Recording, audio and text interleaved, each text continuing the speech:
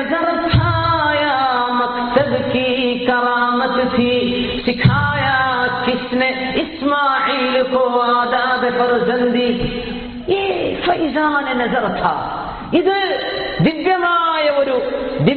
ദിവ്യമായ ഒരു ഒഴുക്കോ ദിവ്യ ദീപ്തിയുടെ ദിവ്യ കടാക്ഷത്തിന്റെ ഒരു നിദർശനമോ ദൈവികമാണോ ഇത് യാ മക്തബ് കി കറാമത് ഥി പഠിച്ച മദ്രസയുടെ മഹത്വമാണോ സിഖായ കിസ്നെ ആരാണ് പഠിപ്പിച്ചത് ഇസ്മാഈലിന് ആദാബ് ഫർസന്ദി ഒരു മകൻ വാപ്പയോട് കാണിക്കേണ്ട അച്ചടക്കം ആരാണ് ഇസ്മാഈൽ നബി അലൈഹിസ്സലാമിനെ പഠിപ്പിച്ചു കൊടുത്തത് അല്ലാഹു പഠിപ്പിച്ചതോ ഇബ്രാഹിം നബിയുടെ മകൻ ഇസ്മാഈൽ നബി വല്ല മദ്രസയിലും പോയി പഠിച്ചതാണോ എവിടെന്നാ പഠിച്ചോനെ ഇത് കിട്ടിയത് ഇതെന്തൊരു മറുപടിയാണ് മാഷാ അല്ലാഹ് ചെയ്തോളി വാപ്പ പിന്നെ മദ്രസയിൽ അല്ലെങ്കിൽ ദീനി സ്ഥാപനത്തെ കൊണ്ടുപോയ വാപ്പ പ്രയാസം എന്റെ കൂട്ടുകാരൊക്കെ കളിച്ചടക്കാണ് അവര് ഫുട്ബോൾ ക്രിക്കറ്റ് എന്തൊക്കെ അവര് നല്ല അന്തസ്സുള്ള വസ്ത്രത്തെ നടക്കാണ് ഞാൻ ഈ വെള്ളക്കുപ്പായിക്കിട്ട് നടക്കുന്നാലും അൽഹംദുലില്ലാ ദീനിനല്ല വാപ്പ ഞാൻ ഇത് പറയുന്നൊരു മകൻ വലിയ സൗഭാഗ്യമാണ് അത് സൗഭാഗ്യമാണെന്ന് നമ്മൾ തിരിച്ചറിയുന്നത് അതിലും വലിയ സൗഭാഗ്യമാണ് അല്ലാഹു തൗഫീഖ് ചെയ്യുമാറാകട്ടെ ഇസ്മാഈൽ നബിയുടെ മറുപടി അതാണ് ചെയ്തോളി വാപ്പ ഞാൻ നിന്നരാം ഇത് വാപ്പയോട് മക്കൾ കാണിക്കേണ്ട അച്ചടക്കമാണ് വാപ്പയും ഉമ്മയും അങ്ങനെയാണ്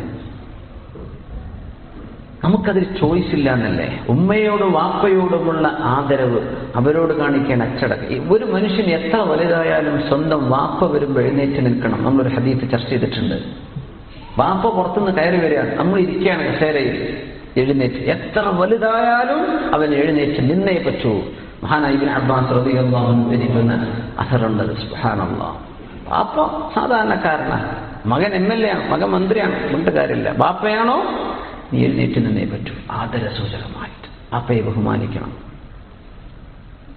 ബാപ്പ മുസ്ലിം എന്നല്ല എന്ന് വിചാരിക്കുക ബാപ്പക്ക് സേവനം ചെയ്യണ്ടേ ബാപ്പക്ക് ഖിദ്മത്ത് ചെയ്യണ്ടേ നമ്മൾ നാട്ടിൽ പൈസ അയച്ചു കൊടുക്കൽ മാത്രമല്ല ഉമ്മാക്കും വാപ്പാക്കും ചെയ്യുന്ന സേവനം അവരെ സന്തോഷിപ്പിക്കണം ഫോൺ ചെയ്തിട്ടോ വിളിച്ചിട്ടോ അവർക്ക് ഇഷ്ടമുള്ളത് ചെയ്യിച്ച് അവരെ മനസ്സ് സന്തോഷിപ്പിച്ചാൽ അള്ളാഹു നമ്മെ കൊണ്ട് സന്തുഷ്ടനാണ് മാതാപിതാക്കൾ വിഷമിച്ചാൽ അള്ളാഹു നമ്മിൽ കുപിതനാണ് എന്ന് റസൂലുള്ളാഹി സ്വല്ലല്ലാഹു അലൈഹി വസല്ലം ഇസ്മാഈൽ നബി അലൈഹിസ്സലാം വാപ്പയെ സന്തോഷിപ്പിക്കുകയാണ് ചെയ്തോളി വാപ്പ ഞാൻ നിന്നരാം അള്ളാഹ് ഇങ്ങനെയൊക്കെ ചിന്തിക്കുന്ന ഒരു അവസ്ഥയിലേക്ക് നമ്മുടെ തലമുറയ്ക്ക് എന്നാ മാറുക വാപ്പന്റെ പേരിൽ എഴുതി തന്നിട്ടില്ലെങ്കിൽ പിന്നെ വാപ്പാന്റെ യുദ്ധം അല്ലേ 10 സെന്റിന് 5 സെന്റിനാണ് ഇപ്പൊ സ്വന്തം ചോരബന്ധം മുറിച്ചു മാറ്റുന്നത് ജ്യേഷ്ഠൻ അനുജനോട് കണ്ടുകൂടായ്മ അല്ലെ എന്തിനാണ് ഇതൊക്കെ നമ്മൾ വിചാരിക്കുക സന്തോഷം എന്ന് പറഞ്ഞത് ഈ പൈസയിലാണെന്നാ വിചാരിക്കുന്നത് ഈ മുതലിലാണ് സന്തോഷം അള്ളാഹു പറഞ്ഞതോ അലാ ബിദിക്രില്ലാഹി തത്മഇന്നുൽ ഖുലൂബ് നീ അള്ളാഹനെ ഓർത്ത് നടന്നോ എന്റെ മനസ്സ് എന്നും വസന്തമാണ് പൈസയിലാണ് സന്തോഷം എന്ന് വിചാരിച്ചു പൈസ പോയപ്പോ ഇവൻ ടെൻഷനായി എന്റെ പൈസയായിരുന്നു എന്റെ സന്തോഷം എന്നാണ് ഇവൻ വിചാരിച്ചത് അതല്ലല്ലോ സുബ്ഹാനല്ലാഹ് അല്ലാഹുവിന് ത്യാഗം ചെയ്യാൻ ഇബ്രാഹിം നബി അലൈഹിസ്സലാം അവരുടെ മകൻ ഇബ്രാഹിം നബിയോട് അങ്ങനെ പെരുമാറി അതുകൊണ്ട് ഹദീസ് ചേർത്ത് വായിക്കണം ബിർറു ആബാഅകും തബറുകും അബ്നാഉകും മാതാപിതാക്കൾക്ക് നിങ്ങൾ നന്മ ചെയ്യണേ നിങ്ങളോട് നിങ്ങളുടെ മക്കൾ നന്മ ചെയ്യും മുത്ത റസൂലുള്ളാഹി സ്വല്ലല്ലാഹു അലൈഹി വസല്ലം തഇഫു നിങ്ങൾ വ്യഭിചാരത്തിലേക്ക് പോകരുത് നിങ്ങൾ തോന്നിവാസത്തിലേക്ക് പോകല്ല തഇഫുലകും അസ്വാജുകും നിങ്ങളുടെ പെണ്ണുങ്ങളും ചാരിത്രശുദ്ധിയുള്ളവരായി ജീവിക്കും നിങ്ങൾ തോന്നിവാസം ചെയ്താൽ അവരെ കൊണ്ട് അല്ലാഹു ചെയ്യിപ്പിക്കും പിന്നെ പറഞ്ഞിട്ട് കാര്യമില്ല ഗിവ് ആൻഡ് ടേക്ക് അല്ലേ കൊടുക്കണതേ തിരിച്ചെടുക്കാൻ പറ്റും ഈ പാഠം സയ്യിദുന ഇബ്രാഹിം നബി അലൈഹിസ്സലാം മുതൽ പഠിപ്പിക്കുകയാണ് അല്ലാഹു റബ്ബുൽ ഇസ്സത്ത് ഈ കുടുംബം ഈ പാശ്ചാത്യ സംസ്കാരത്തിന്റെ ഏറ്റവും വലിയ പ്രശ്നം എന്താ കുടുംബം എന്ന് പറഞ്ഞ സംഗതി ഇല്ല കുട്ടികൾ മുഴുവൻ അഡോപ്റ്റഡ് ഇല്ല ഏതൊക്കെയോ ആർക്കെയോ വ്യഭിചാരികൾക്ക് ജനിച്ച മക്കളിട്ട് വളർത്തി നടക്കുക ഉമ്മയും വാപ്പയും അറിയില്ല മക്കൾക്ക് അറിയില്ല ആരാ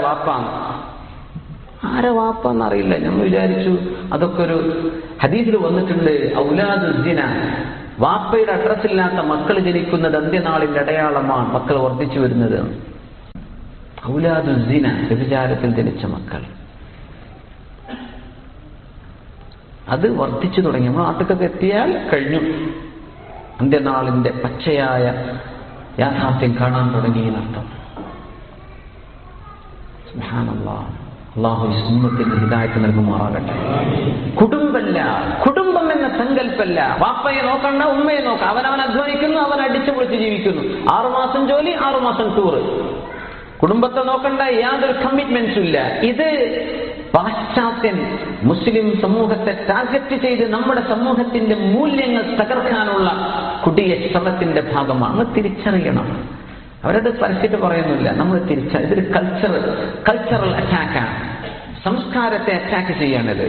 നിങ്ങൾ ഈ കുടുംബം എന്ന് പറഞ്ഞ് കിടന്നോളൂ. ഞങ്ങൾ കണ്ടില്ലേ, കണ്ടവന്റെ കൂടെ അല്ലേ കൈ പിടിച്ച് നടക്കുന്നു, അവളെ മതിയാകുമ്പോൾ വേറെ തന്നെ കൈ പിടിച്ച് നടക്കും. വിവാഹത്തിന്റെ മുമ്പ് മിനിമം 20 ആളെങ്കിലും ഗേൾഫ്രണ്ടായി കൊണ്ടടക്കേണ്ട ചെറുപ്പക്കാരെന്ന ആധുനിക കണക്ക് അമേരിക്കയിൽ മിനിമം 20 പെണ്ണുങ്ങളെ എന്നിട്ടാ കല്യാണം കഴിക്കുക. ഞാൻ പറഞ്ഞല്ലോ, ഒരു പ്രധാനപ്പെട്ട ഒരു സെലിബ്രിറ്റി മാസികയുടെ മുഖപത്രം അതായിരുന്നു. ഒരു പെണ്ണും ഒരാണ് നിൽക്കുന്നു, അവൾക്ക് പള്ളം നിറഞ്ഞ് അവൾ പ്രസവിക്കാനായി നിൽക്കുകയാണ് വയറ് വീർത്തിട്ട്. എന്താ ഹെഡിങ്? ഗോസിപ്പ് എന്നാ പറയാം. 2 സിനിമാ സ്റ്റാറുകളാ. ഇയാൾ ഇവളെ കല്യാണം കഴിക്കോ ഇല്ലേ എന്ന് ഇപ്പോഴും തീരുമാനമായിട്ടില്ല. സുബ്ഹാനല്ലാഹ്. കല്യാണം കഴിക്കോ ഇല്ലേ, പ്രസവിക്കാനായിട്ടുണ്ട്, ഇവന്റെ ഗർഭമാണ്. അത് ആലോചിക്കുക, കല്യാണം കഴിക്കണോ വേണ്ടയാണ്. ഈ ലോകത്താണ് അല്ലാഹു തആല കുടുംബ ബന്ധങ്ങളെ സംബന്ധിച്ച് ഇന്നല്ലാഹ യഅ്മുറുകും ബിൽ അദ്ലി വൽ ഇഹ്സാനി വ ഈതാഇ ദിൽ ഖുർബാ. 3 വിഷയം കൽപ്പിച്ചു, 3 വിഷയം നിരോധിച്ചു. അല്ലാഹു നിങ്ങളോട് നീതി ചെയ്യാനും നന്മ ചെയ്യാനും വ ഈതാഇ ദിൽ ഖുർബാ, കുടുംബത്തെ സഹായിക്കണം എന്നും അല്ലാഹു പറയുന്നു. വയൻഹാകും അനിൽ ഫഹ്ശാഇ വൽ മുൻകരി വൽ ബഗി, അക്രമം പറ്റില്ല, തോന്നിവാസം വായ കൊണ്ട് പറയരുത്. വൽമുൻകർ, മോശപ്പെട്ട കർമ്മങ്ങൾ ചെയ്യരുതെന്നും അല്ലാഹു നിങ്ങളോട് നിരോധിക്കുന്നു. സുബ്ഹാനല്ലാഹ്. മാതാപിതാക്കളെ ആദരിക്കുകയും ബഹുമാനിക്കുകയും ചെയ്യുന്ന ഒരു മക്കൾ, റബ്ബനാ ഹബ് ലനാ മിൻ അസ്വാജിനാ വദുർരിയാതിനാ ഖുർറത അയുനിൻ വജഅൽനാ ലിൽ മുത്തഖീന ഇമാമ. ഇതൊരു സൗഭാഗ്യമല്ലേ? നമ്മുടെ കേരളത്തിലൊക്കെ ഇതിന് ബാക്കി കിടക്കുന്നുള്ളൂ. സുബ്ഹാനല്ലാഹ്. നല്ല അച്ചടക്കമുള്ള ഒരു ഫാമിലി സ്ട്രക്ചർ, ഇത് ഒരു സമൂഹത്തിന്റെ സൗഭാഗ്യമാണ്. അവിടെ അച്ചടക്കമുണ്ട്, അവിടെ മ്യൂച്വൽ അണ്ടർസ്റ്റാൻഡിംഗ് ഉണ്ട്, മ്യൂച്വൽ റെസ്പെക്ട് ഉണ്ട്. മാഷാ അല്ലാഹ്.